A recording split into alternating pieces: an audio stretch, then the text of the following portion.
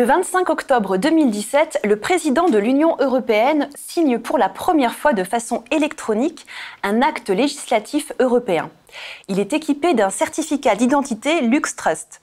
Cette société spécialisée en création et en protection des identités digitales et en gestion des services de confiance associés capitalise sur son expérience luxembourgeoise pour se développer dans l'ensemble des pays européens. Pour nous en parler, j'ai le plaisir de recevoir Pascal Rogist, CEO de LuxTrust.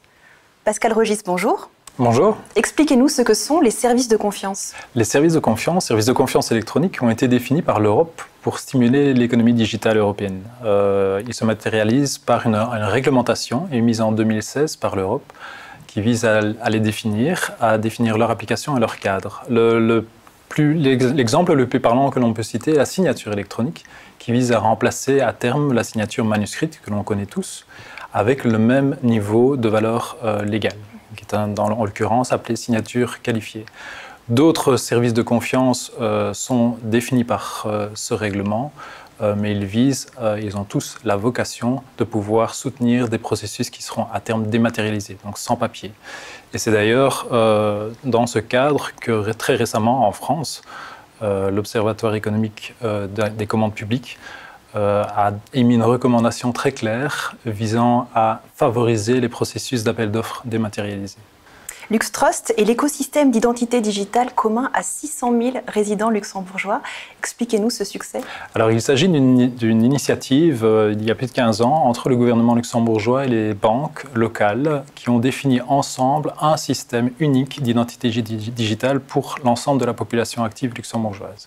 Aujourd'hui, chaque citoyen de la population active possède une seule identité digitale qu'il peut utiliser à des fins privées ou professionnelles pour signer et s'authentifier de manière très sécurisée et de confiance, on revient sur le mot, pour toutes les applications bancaires, mais aussi gouvernementales et de la santé.